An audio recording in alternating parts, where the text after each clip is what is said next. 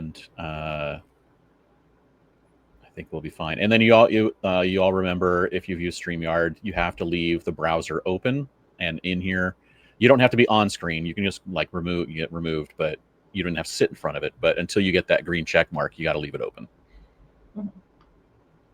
Let me put Jared. There we go. Although it kind of doesn't feel right not having you on, James. Okay. It's okay. Hello and... Okay, yeah, sorry. Hello and welcome to another episode of the Citizens of Lorcana podcast, a podcast where we invite you to be part of their world. Okay, let's see. It's been about 8 months since our last podcast. I had to go on a hiatus as I took care of some things in my personal life. Now that I've got these things mostly sorted out, I just want to say it feels good to be back here.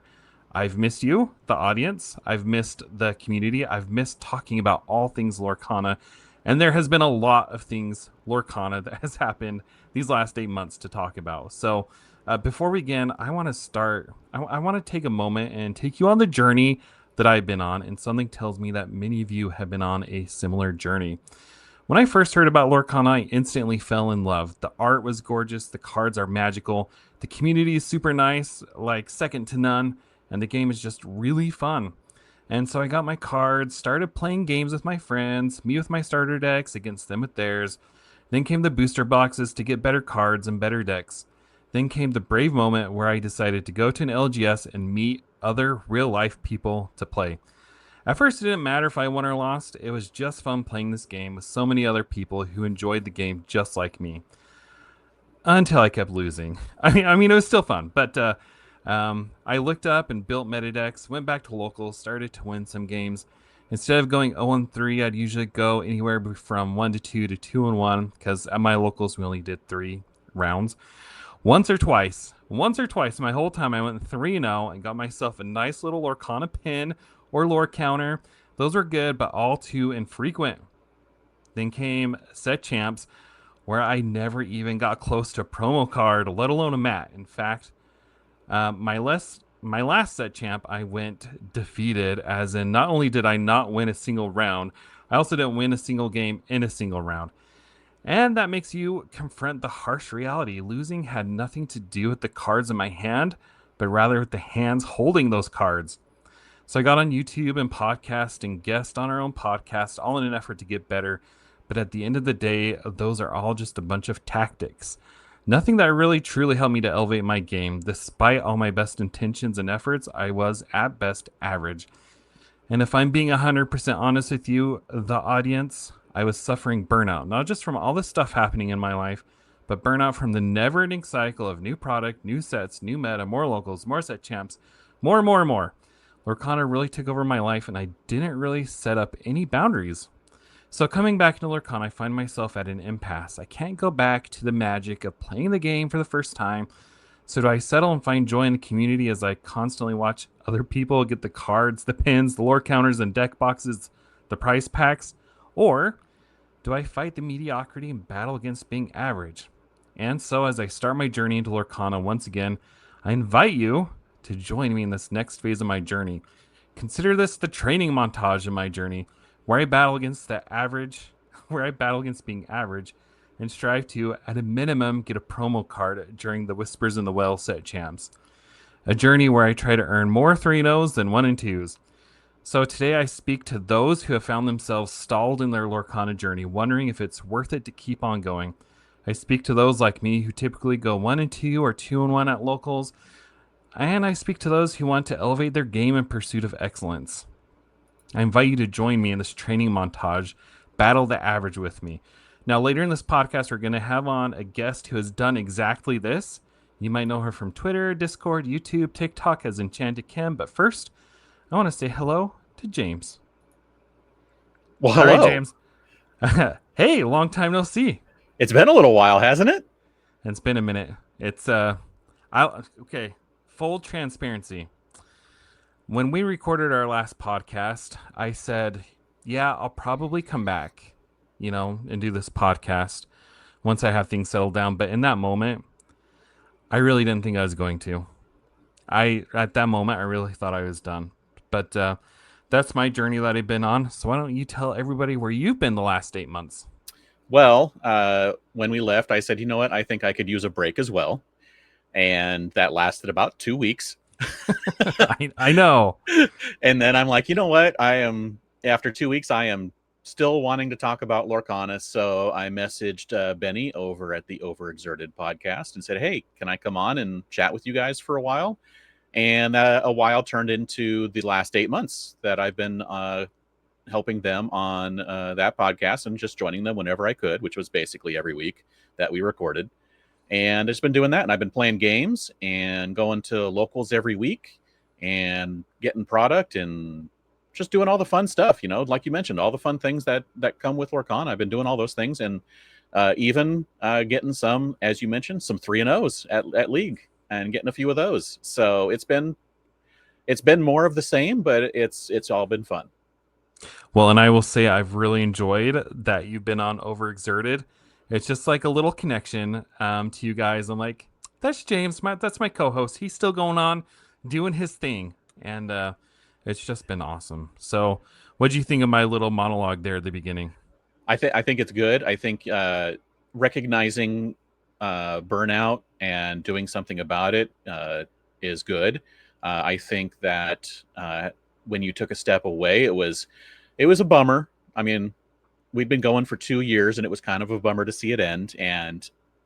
But I know that you needed something to take care of some things, and I'm glad that you just sat down and you're like, let's do it. Let's get it taken care of. And if and when I can come back, I'll be there, and you're here. So Here we are. I think you did the right things. And I will say this, being completely honest to any fellow content creators who are suffering from burnout, if you feel like you need to take a break, take a break. It's probably the best thing that I've done. And James needed a 2-week break.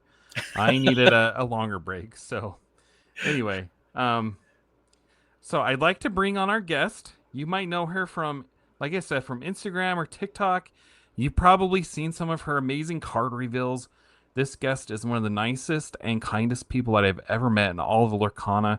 And it's our pleasure to welcome on Enchanted Kim. Kim, Hello. thank you for joining us today. How are you? We're pretty good. Excited for set champs this weekend. Also a little scared, but that's the whole thing of being a competitive player, I guess. Are you are you at a point where you're willing to share with us what deck you're running? Yeah, I'm playing Amethyst Steel, hence the Booyah! scare. You know, I'm in my Amethyst era. I kind of take a break from Amber Steel Song because it's not a song deck anymore. It's very No. aggro, and that's just not really my play style. So Amethyst Steel feels the closest to it right now.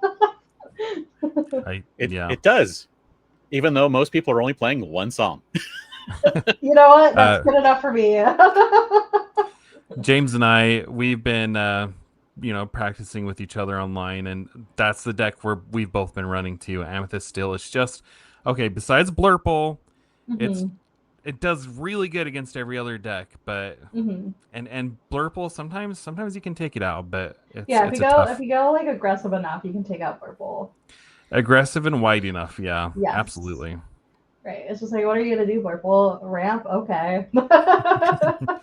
Take out one Why, character a turn, fine. why don't you Fine. Hades my doc? Right? Fat. Hades on my one drops. Love that for me. I know. I will take that every time, but regardless, it's a tough matchup. Okay. Yeah. So when I told James that I wanted to start this podcast back up again, you heard my little training montage. I want to get better. And I told him that the first guest I wanted to have on this podcast was you, because I remember it feels like it wasn't that long ago. You put a little post on Twitter where you're like, hey, I want to get more competitive. And then by golly, you went and won a freaking set champs. And so I view you as the template from going from competitive, or from casual to competitive. Mhm. It's so easy to look at all these people who are top competitors and get a little discouraged. Okay, I'm talking from personal experience Mhm. because they've been playing TCGs for years. I mean, Yes. DKP, Zach, and I haven't. However, you are a lot like me, I think, and a lot Yeah. like my audience. So why don't you take a minute and tell us your story about going from a more casual to more competitive player? Yeah, course. So like you said, I think we have like the same story of like Lorcana is our first ever TCG. I knew nothing. Don't let the Yu-Gi-Oh stuff in the background fool you. That's not me. No, my partner is super into TCGs. He's been into it for like the last 20 years. I was just like, dang, okay, Grandpa, like you've been around too long for that. But anyways, he's super into it, and I've always been like a big Disney fan, and I feel like that's the majority of people who are brand new to TCGs when they get into Disney Arcana is that they start as Disney fans and they're like, ooh, what's this new shiny thing with my favorite characters on it? And I think my boyfriend though, he was like, oh, this could be like a fun bonding thing to do together. You really like Disney, I really like trading card games. Like this could be a thing we can do together.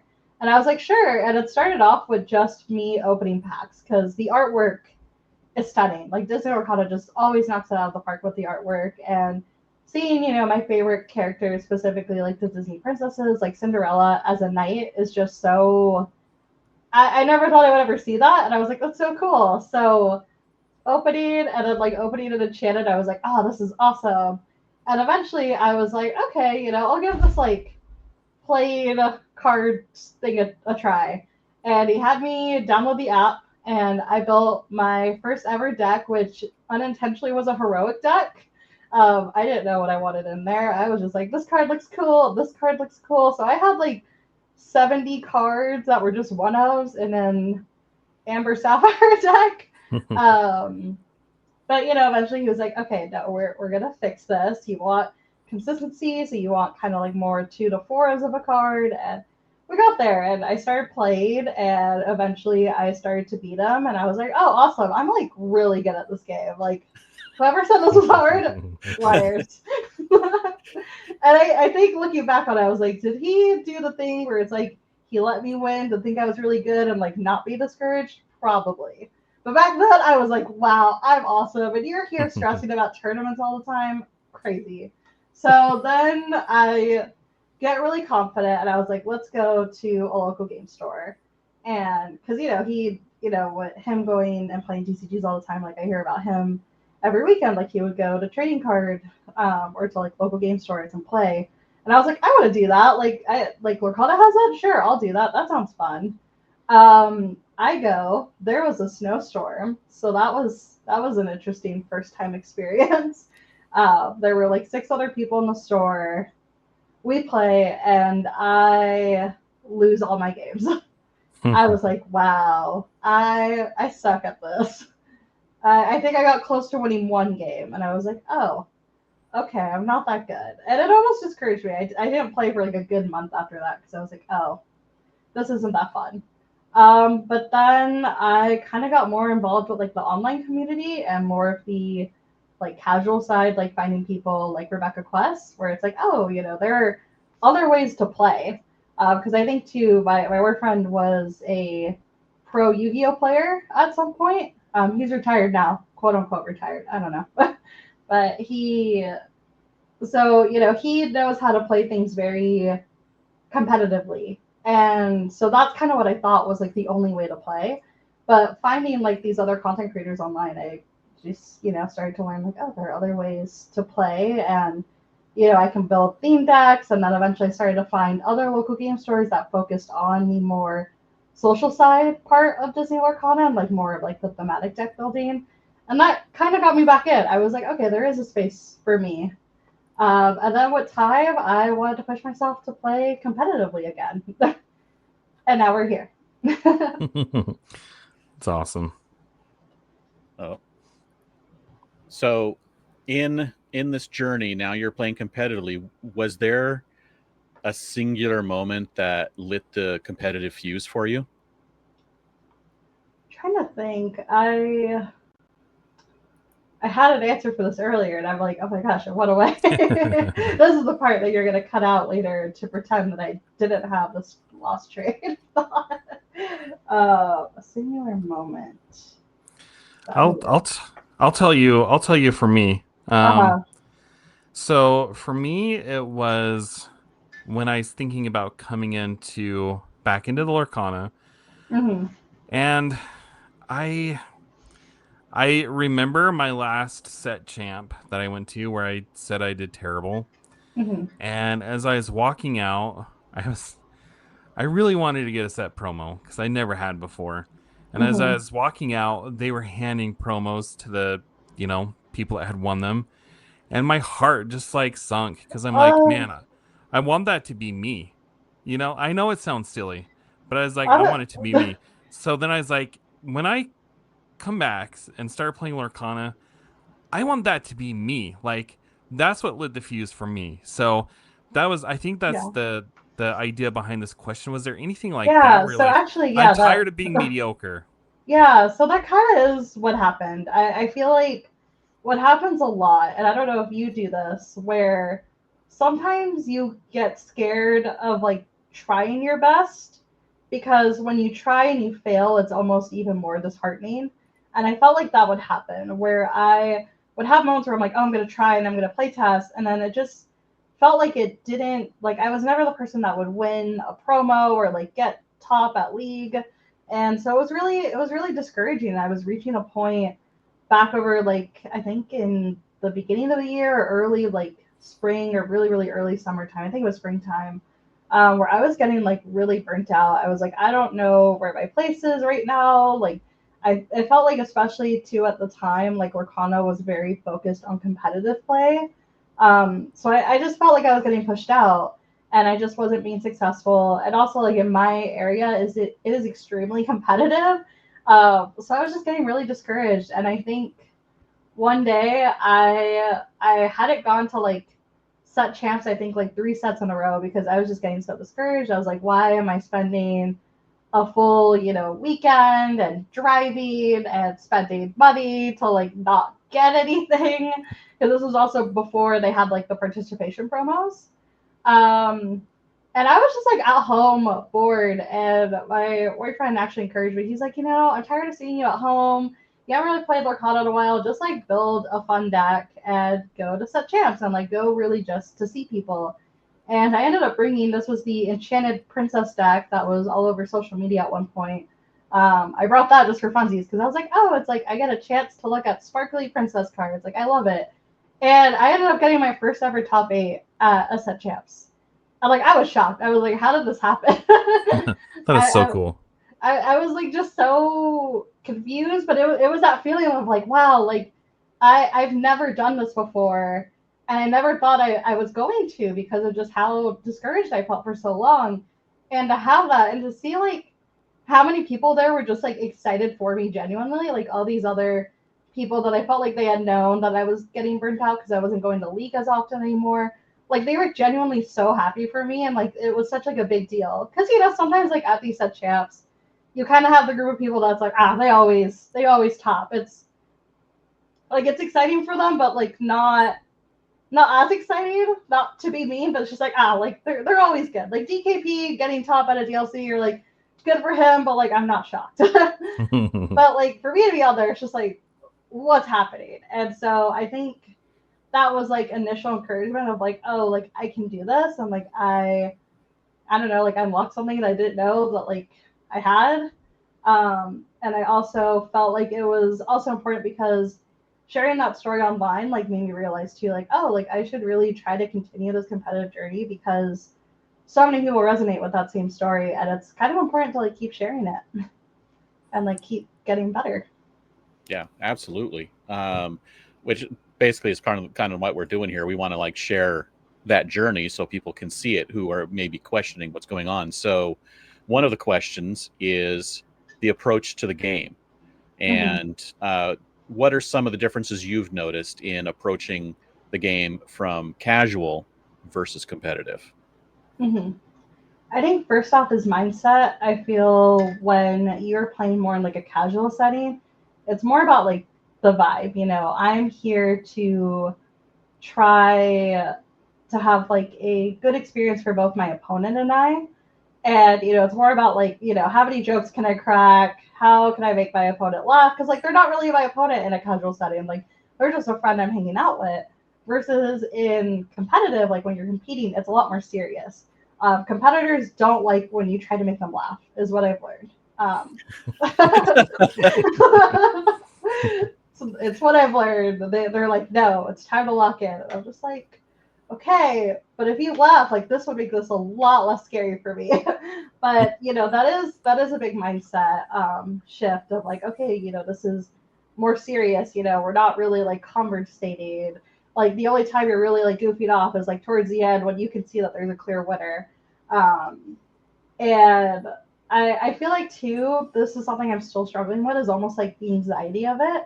I feel like with competitive, there almost is like this higher stakes because you are investing a lot more time than in a casual setting. I feel like casual, it's like, oh, you're only playing a few rounds, and like there's not really like a time constraint to it. It's like, oh, when you finish, you finish. Versus competitive, it's like, oh, we have rounds that we're trying to get through and top cut and the seriousness of it and like, intentional drawing. Like the first time someone intentionally drew at me, I was like, are you sure? Like, I don't know how to do math, and I don't know what this means. Like, what if you're trying to actually like cheat me out of getting the top cut?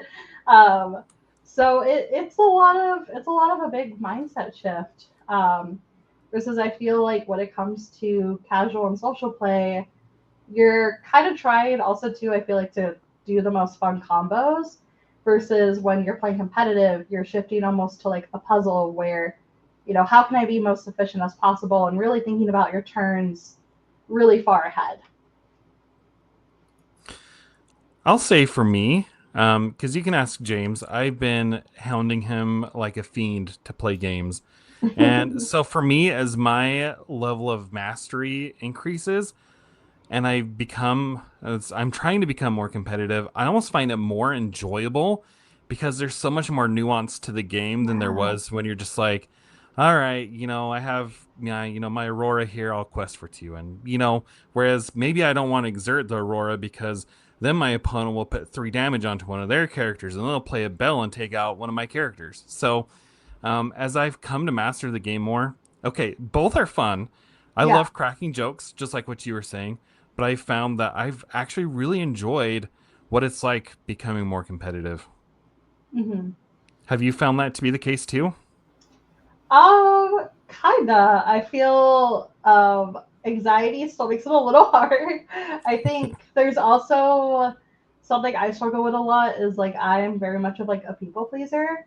Like I've always worked in like customer service type of environments. Like I am a salon owner, hairdresser, so like that is very much like customer service. I've worked DLCs in customer service. And so I feel like there's almost this like weird level of awkwardness that I'm still trying to get over when I beat someone.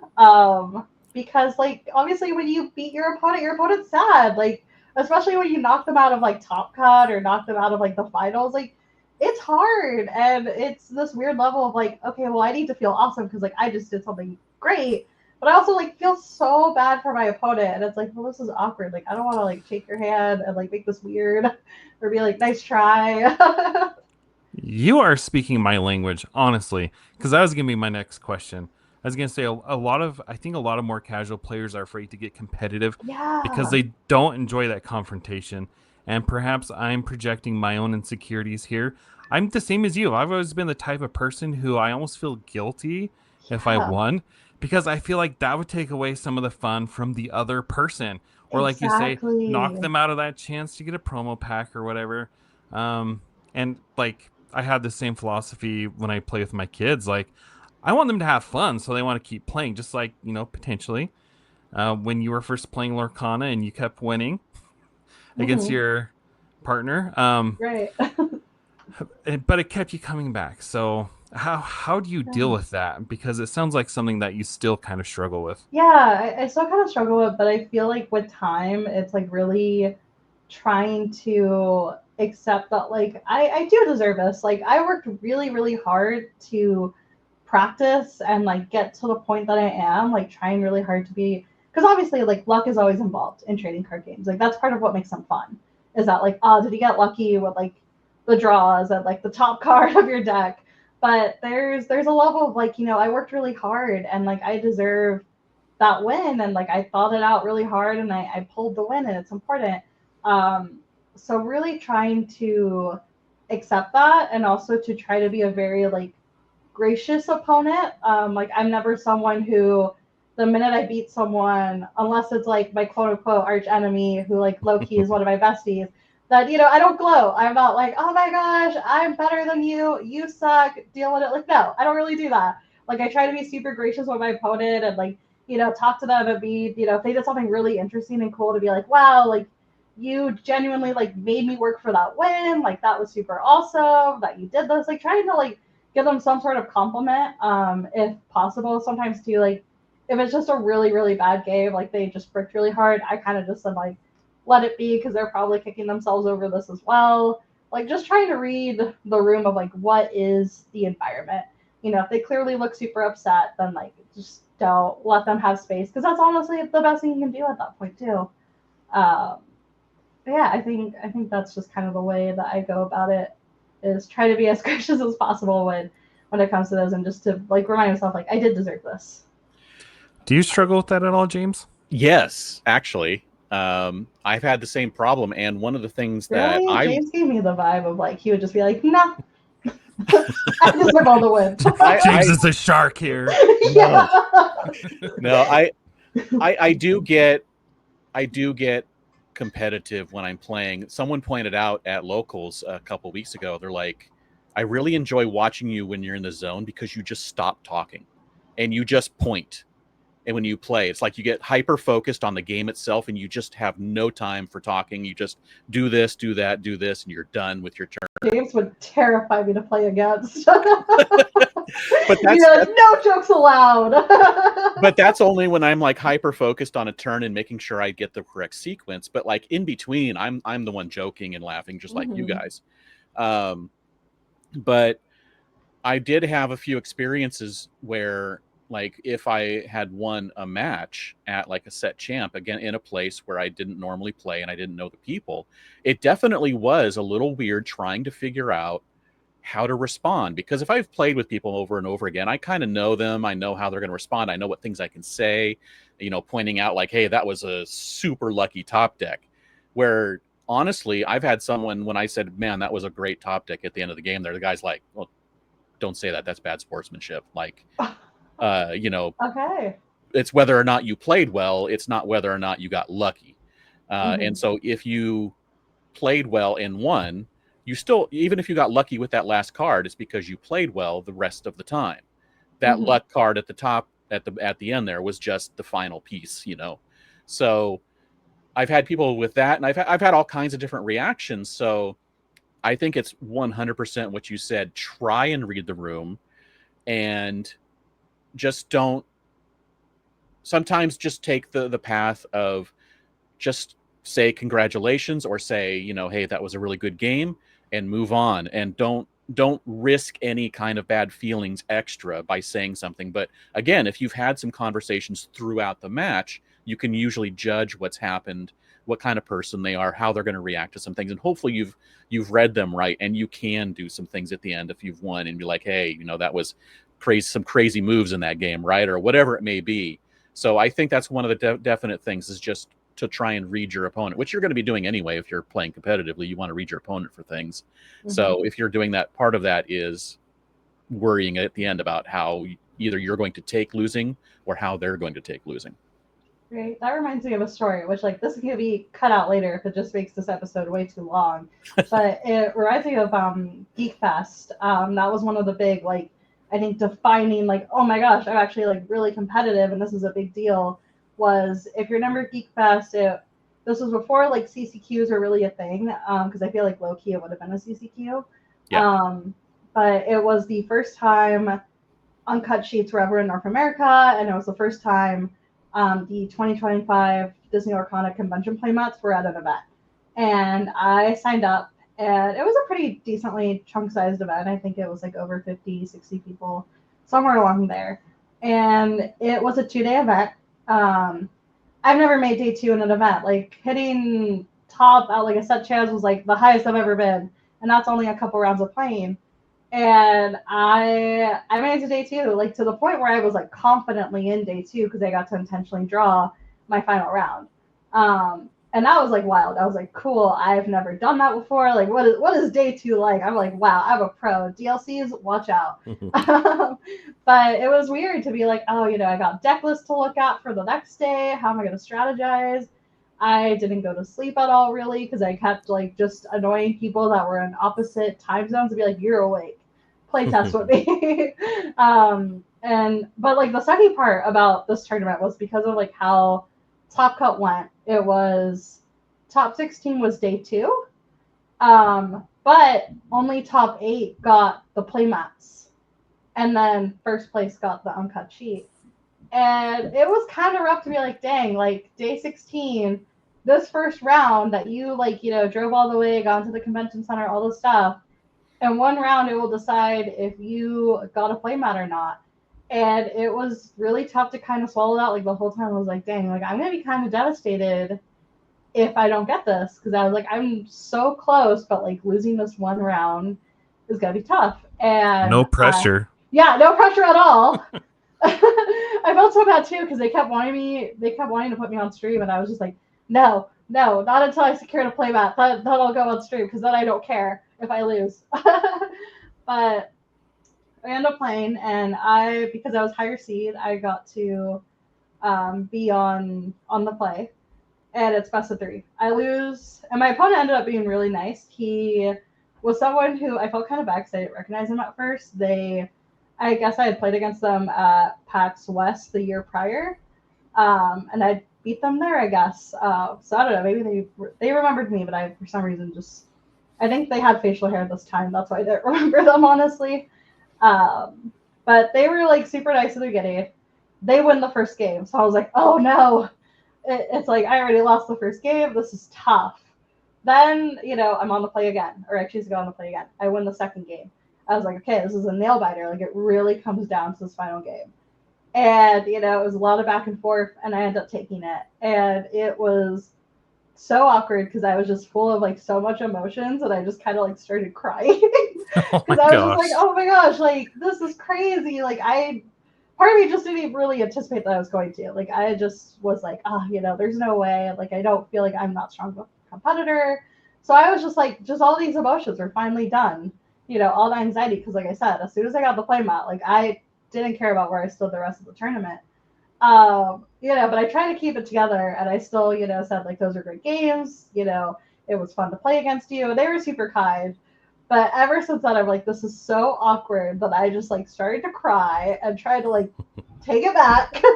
I just like kept avoiding them after the tournament because I was like, no, like I was like, I don't want them to remind them like I was the person who beat them, and that's why they don't have a playmat, because again, there's like that weird guilty conscience of I beat them.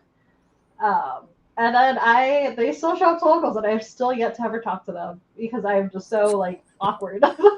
So I might see them tomorrow, and I probably won't talk to them unless I get paired up into them tomorrow.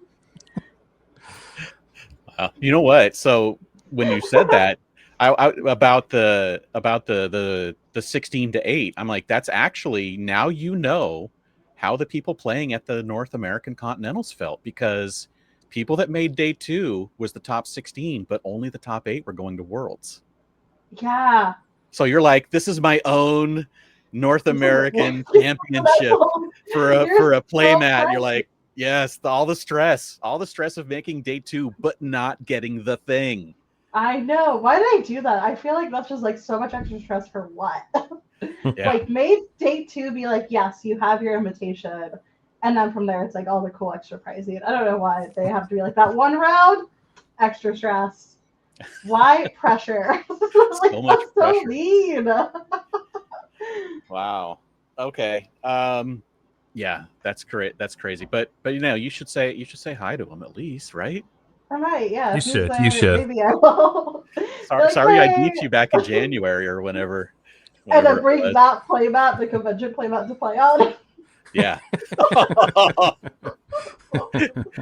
Okay. So reeling it back around to being competitive, which you were doing in that instance. A lot of people do want to be more competitive, but they just don't have like a path. They don't know what they're going to do to get there. Some of them, like maybe it's going on YouTube and just watching people talk about decks and gameplay, or listening to some podcasts.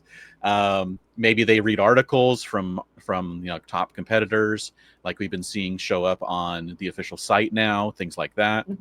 But nothing is really making a change in their efforts.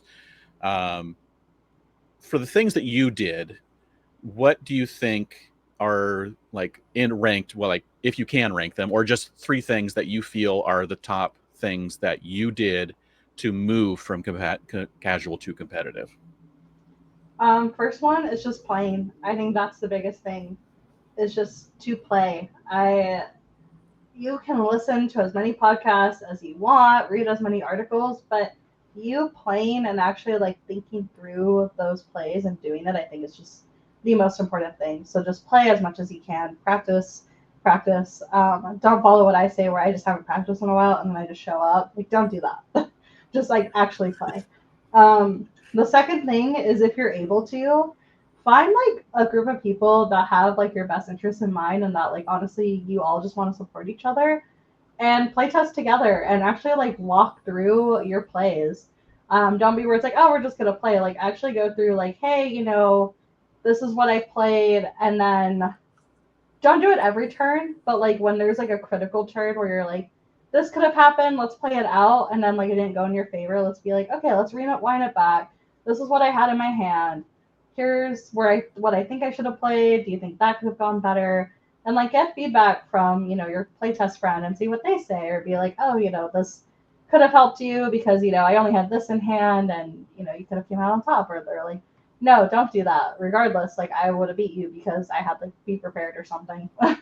So have that. I'm trying to think. I think also like the other thing is just constantly trying. I think it's like the mental health aspect of it. I think is extremely important.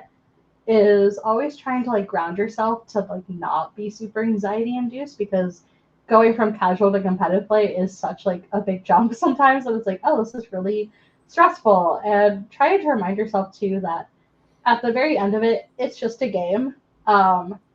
It's really not that important in the grand scheme of things, especially if you're someone who's like newly into competitive. Like you don't have that much at stake, and to not be like too in your head of like, oh, if I play bad, are people going to like make fun of me? Like, no one cares. No one's gonna actually remember. The only thing they're gonna remember if you like cheat. So like, don't do that. Yes, they will. Mm-hmm. Okay, so if I can just recap what you said. Number 1, you said play as much as you can. Number 2, find a group of people that you can play with and play, talk things through. And number 3, keep proper perspective on the game. Mm-hmm. Is that a fair summary? Pretty much, yeah. To your point number 3 about keeping a proper perspective, I'm the worst at this. When I start doing well, like when I was at the Las Vegas DLC, and I was in the like 50, 60 table range because I won my first 2 or 3 rounds. Like I did crazy good. My hands started sweating and they started going numb because I just was like, I don't know. It was the craziest thing. And like you say, if I just take a moment and breathe, then a lot of those symptoms will go away. James, I cut you off. What were you gonna say? No, I was just trying to remember now what I was going to say, but you were talking about how people aren't going to remember when you lose. So just yes, but also don't lose spectacularly like I have a few times. So oh gosh. yeah. There was one game at a set champs, like the one that was like where I had a chance to stay in unless I won in the second game. We were gonna go to time, and we weren't gonna have time for a third game. I could have drawn and gone on to the next round and possibly made it in. But in the final game, I had game on board. I had characters I could just turn sideways, and I hadn't looked down and looked at them. Oh no. And instead I challenged with one.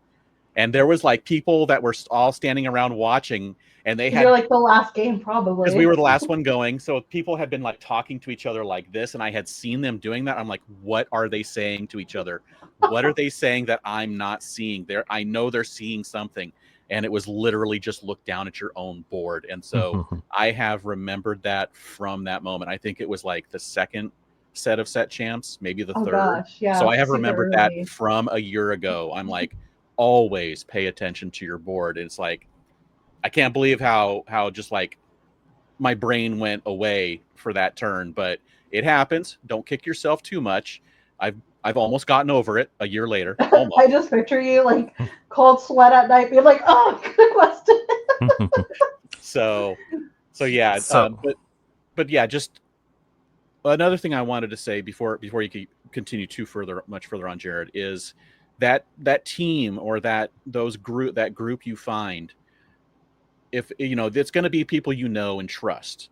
Mhm. So I would say also use them to give you the competitive environment with people you trust and actually play full on competitive. This matters. Like, Yeah. act the whole thing out and play it out with someone you trust so you can get used to that environment as well.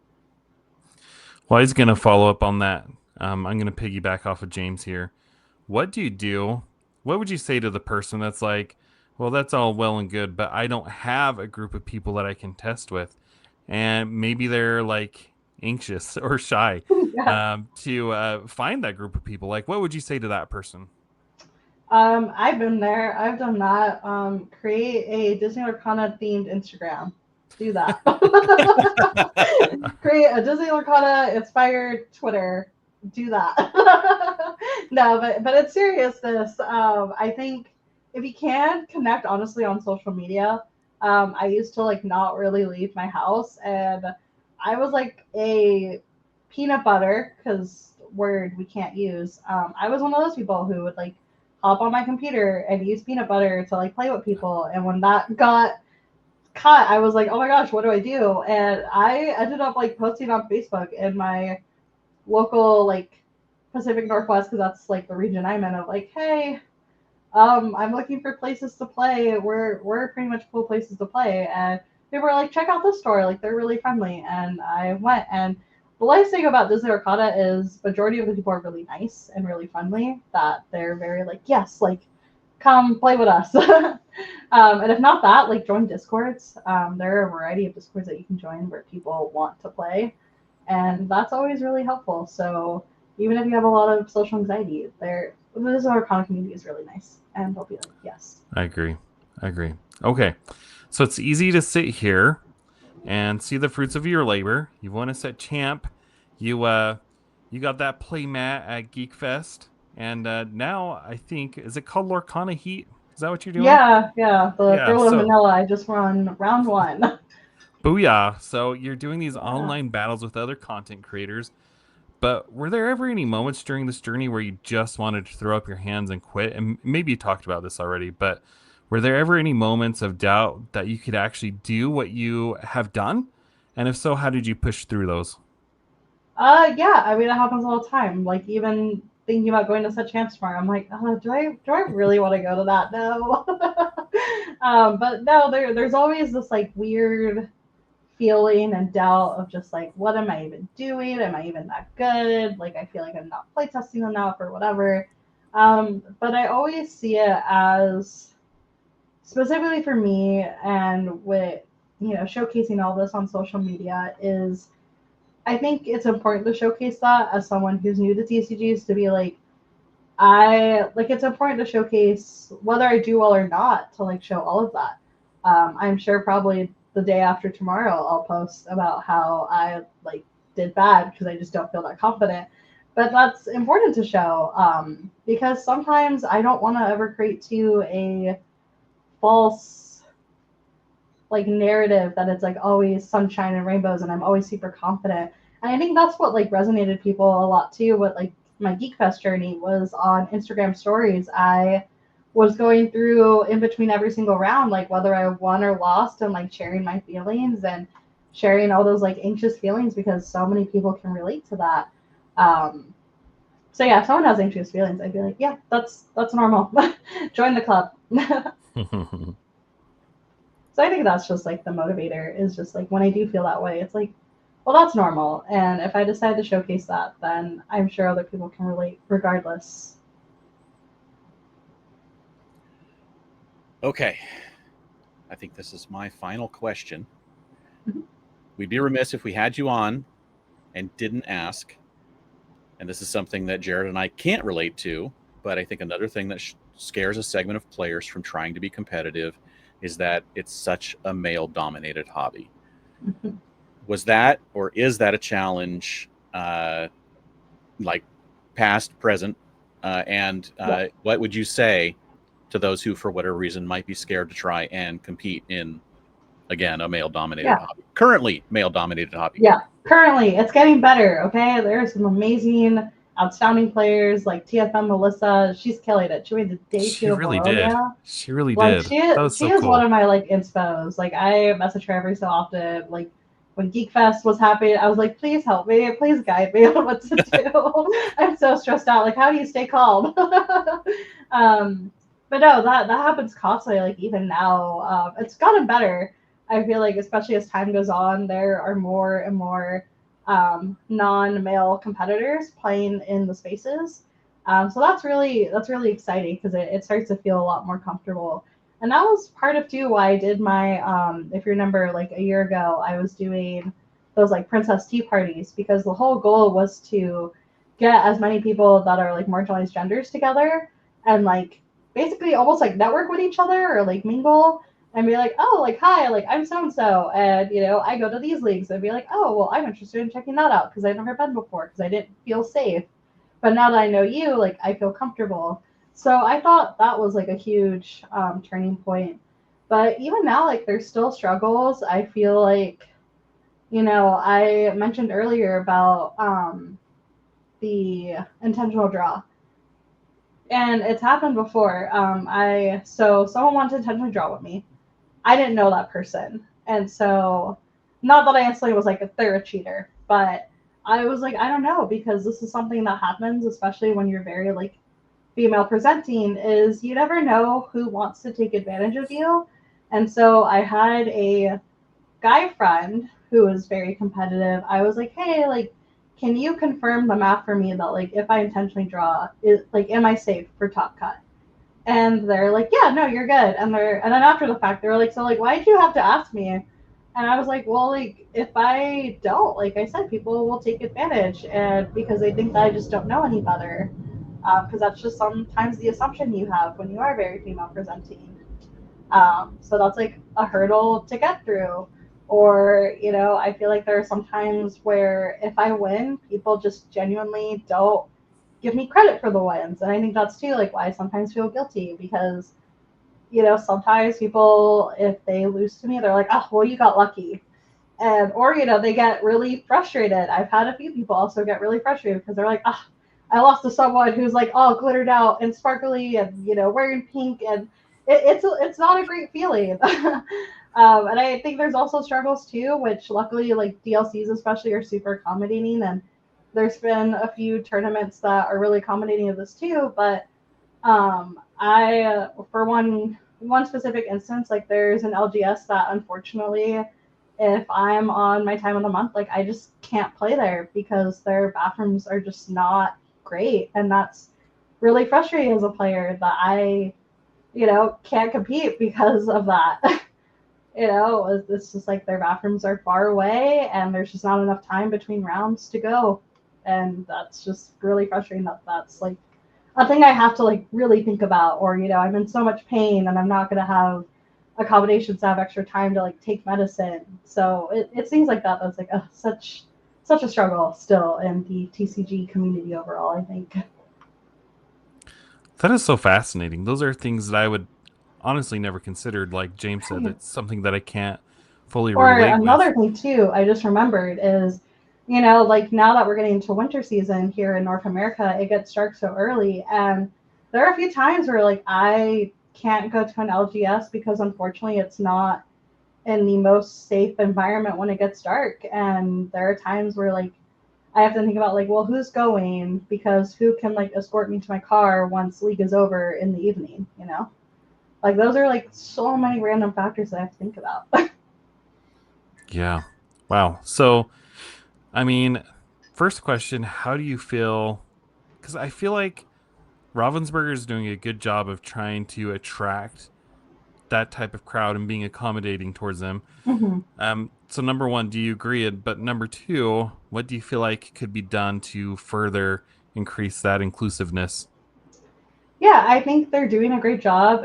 It's really wonderful to see that there are more female presenting like judges, for instance. Like DLCs have had female head judges, and I'm like, that is so awesome because sometimes it is really awkward to like, like I had at a tournament where if I had to like, luckily the TO was female, and I was just like struggling really bad. It was like a really bad point of this time of the month, and I like had to have a seat that was like I had to ask for accommodations for a seat that was like really close to the bathroom, because I was like, there's no way I can wait in line. And having like a female TO is so nice because it's like they instantly understand, like no questions asked. They're Yeah. like, oh yeah, you Yeah. don't have to explain yourself. Like I will get you assigned seating and you're good to go. So I feel like that's great to see that like we're having, because it is getting so diverse. It's like we are seeing more and more female head judges that are understanding of those accommodations. I feel like more and more stores I'm starting to see are starting to like be super understanding of like how can we be accommodating for females and all that stuff. So it's slowly getting there, but I think it's like still one of those things that like it's gonna take a long time for it to ever feel like we're at a great state of it. And I think it just for it to get better, it's just having those conversations and having more people be aware of it. I think is what's really important. Yeah. Baby steps. Baby steps. Well, okay. So, probably as the final question here, um, what do you say to the person listening to this podcast who maybe is inspired by your story and maybe they even have that like spark lit, that we were talking about, lighting the Mm-hmm. fuse? But then the self doubt starts to creep in, and they might say something like, "Well, Kim was able to do it because of X, Y, and Z. She has Mm-hmm. this Instagram account she was talking about, and she's able to message people. She has people she can play with. But I don't have. I might have X, but I don't have Y or Z in this Mm-hmm. equation. So I may as well not even try." And they stop themselves before they even try. What would you say to that person? I think first off, they need to watch a lot of Disney movies. They need to have like a Disney movie montage of, like Mulan, I'll make a man out of you, something like that. I feel like music, especially, is very motivating. To just be like, you can do anything. Because that's what I do before tournaments. I play a lot of inspiring Disney music. High School Musical, Get Your Head in the Game, number one song. it's, it's So so I funny you feel, say that because when we had Zach Bivens on here, that's one of the things that he said is that he will get in his car and he'll rock out, not mhm, necessarily to Disney music, but to just some really high energy music. yeah. Yeah, so that is super important. See, Zach Griffin and I, we gotta connect. He and I, we're on the same wavelength here. um, but I think in general, if they're listening to this and they're like, okay, I don't have all these pieces, what can I do? Push yourself to find those pieces. This is a bit of tough love for me, but I feel like in this day and age, there are just no excuses. Everyone has a phone. Push yourself to like really connect with people and find like those playtesting groups. Find those places. I understand too sometimes like I hope it's better now at Reset with like Fable doing really well, but I understand like some people's local game stores just weren't firing off with people. But really try if you can. Find like a local scene to play. That's extremely important. But really it's just a lot of internal of really pushing yourself to want to get in competitive and like taking those baby steps and being okay because you're not just going to all of a sudden start winning. It took me many tournaments until I finally started to see results. And I feel like sometimes it just clicks. Like I don't know if it's just because like you're suddenly relaxed or like a boost of confidence, but it'll just like click one day and it'll be fine. And all those like failed attempts, you won't even look at it. Like when I first started playing Lorcana, I'm sure one of these days I'll have to find a picture. Oh, I'll have to find it and post a picture on Twitter and tag you both. But like I literally when I first started to play would keep track of like how many games I lost and how many I won until I got to like 100 wins, and it was pretty bad. I was like at like Wow. 200 plus losses. Like it was pretty bad. But I still kept going because I was like, no, like if I really want to get better, like I have to. Just like anything in life, if you really want to get better, like you just have to do it. You have to practice, and you just have to keep going. I mean, Yeah. that goes back to point number one you were talking about, where you said put in the games. Sorry, James, go ahead. No, yeah, the two things that you said that I think probably are absolutely key. And it's like, one, just do it, just Mm-hmm. start. And the second one is the baby steps. Like, you don't have to do it all at once. You can do it in pieces. You can find a local place to play. You can go there. You may not be getting competitive yet, but you're meeting people. Now that you're meeting people, maybe some of them click. Now, Right. now that you have people that you are on a good relationship with when you go to that store, now you can ask them, "Hey, do you want to get better? Do you want to get more competitive?" If they're similar to you, and like, "Hey, let's train together. Let's actually Right. play more games. Let's meet here when we're not playing." And you can do things like that where you can just build. You can build to it. It doesn't have to be something that next week you're competitive. Next week, maybe the week you go to the locals for the first time. Who knows? Right. Yeah, it's really rare that you just suddenly become besties with the people at your locals. Like even I have some people where it's like, oh, like it's gonna take a couple more times going to those locals for me to like be like, yeah, like I feel super comfortable and I'm going to like want to play test with them because it's like we're kind of strangers still. If I've only showed up like once or twice, like it's just not gonna happen. Versus like now that I've been going to this league every week for like 2 months, now I actually started to make friendships there. And people, trust me, I trust them, and now we're starting to play together. So I think that's just something that people really have to take into consideration, that it's just not going to happen in one go as much as we want it to be. It's just like that's just not how it happens. So I think combining something that you, Kim, said and something that James said is, regardless of where you're at, we have the tools. If you're shy, then you can find somebody online. There are a plethora of discords. I know there's a discord for people, for women or people of Mhm. marginalized genders. If that's, a hang up for you, you can go there. Or if you want to get into more competitive discord, you could go to like 20 Lore Pro or something. But you actually have to like go and interact with people, and that's step number one. Or if you're willing to go in person, and find a group there. But the thing is that when something is important to you, you'll make it a priority. You'll figure out a way to make it happen. So that's the real question, I think, is how much of a priority is it actually? Right. And So another thing too, now that I remember, is I feel like Disney Lorcana itself has like made me be a better person. I remember being like really, really shy. And because of like chasing after this goal of just wanting to be better overall, it wasn't necessarily initially like, oh, I want to be the best competitive player ever, win us at champs. Like I just initially had the goal of like I just don't want to lose all the time because this is getting like yes, sad and yes. embarrassing. Like you get it, Jared. It's just like there's a point where you're just like this is discouraging. Like this 10-year-old feeding me, like ugh. But I felt like with just even pushing myself to want to get better, it really did just like make my life better. Where I was like getting out of my shell with like starting to be like, oh, well, like if I want people to play test, like I gotta get over the shyness and like actually talk to people, and like actually like have a conversation, like yeah, like while we're playing, but like after the fact, when the game is done, actually have a conversation of like, oh, why did you do that, or why did you choose this deck, or why did you add like this specific card to your deck, and that like can eventually lead to those friendships. So yeah, I feel like overall just trying to go for this goal has really pushed me to be more social, more like and it's created like some genuine friendships that I wouldn't have if I hadn't chose to not even necessarily be competitive, but just to like get better at playing the game. Yeah. I want to ask you, I guess, one more question. What I'm here role, all night. what role, if any, did coaching play in your journey? Did you seek out, because you see people, they have their Metafis, they do their one-on-one coaching. Did you like dabble in that all? Did you get the Metafy guides? Did you do any coaching, or did you just like take that deck you're talking about and go to set champs and you were off to the races? hmm um, I'm poor, so I didn't pay for coaching. The social media grind for Disney Arcana has not provided a paycheck yet, but I do appreciate all the really strong, quote unquote, pro players. I don't know if we have necessarily pro players in Disney Arcana. I don't know what that all means.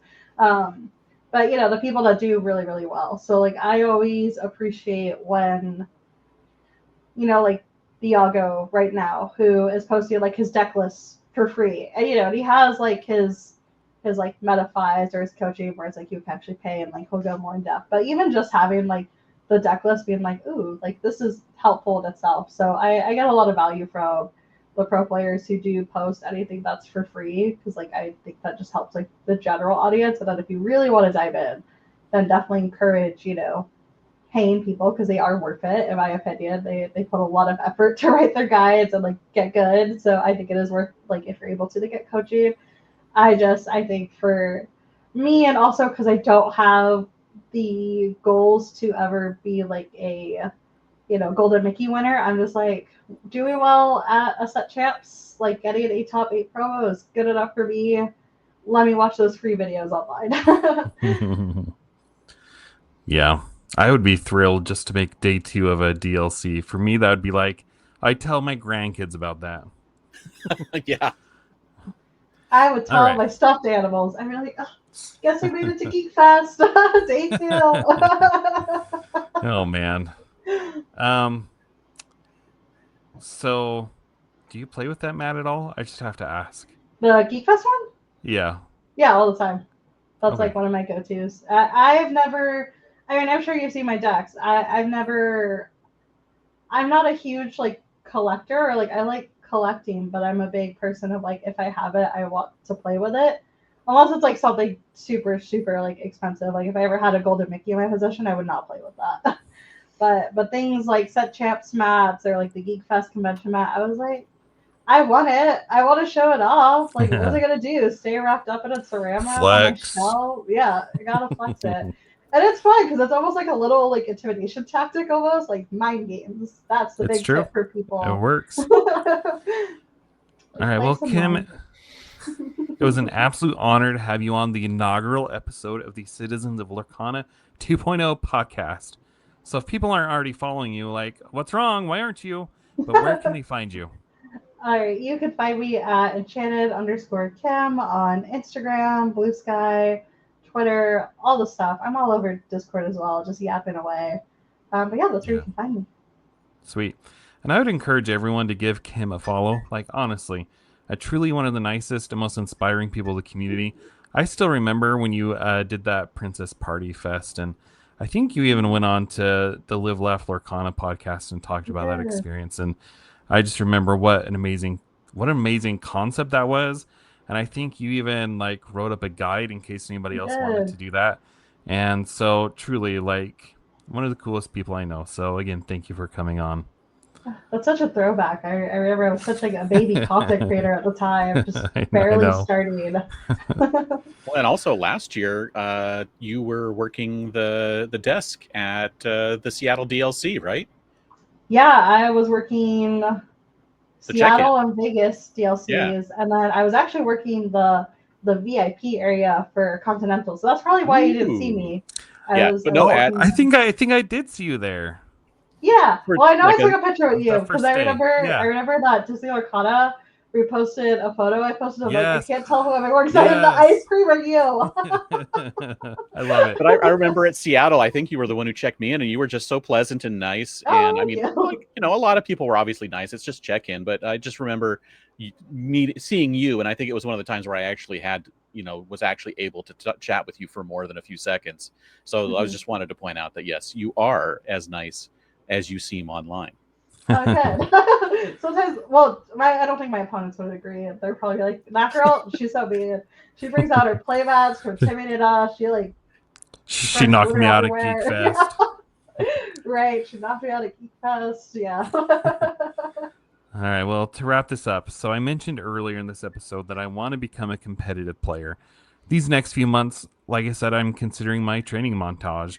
I don't expect to be a competitive player overnight, but I do want to take this final opportunity to join, to have all of you, the audience, join me. This game is inherently, what I found, more enjoyable when you begin to take it more seriously. And don't misunderstand me. This isn't a journey where I'm hoping to get to a place where I can sit at the top of the mountain and tell everybody I'm better than them. Instead, this is a journey where I'm giving myself the freedom to be the best version of myself as a player. The only person I want to be is the Jared of yesterday. And by getting better with each tomorrow, I hope to find myself able to compete with the giants of the game. James, any final thoughts? Yeah, first, thank you again, Kim, for joining us. Really appreciate it. Jared, I can't wait to see this journey. I can't wait to just come on here and talk about things every week again with you, and just see how this all develops as we go along, and whatever is coming after you are the best player at the top of the mountaintop, and where we go from there. So I know I've said that this was our inaugural episode, but this is the first one we're recording. James and I, we might be recording another episode that we'll release beforehand where we talk about the direction that we see this podcast and the Citizens of Lorcana channel going. So stay tuned for that. All right, so this is part 1 of getting better at the Lorcana series. Until our next episode, keep calm and flounder on. All right. I gotta know what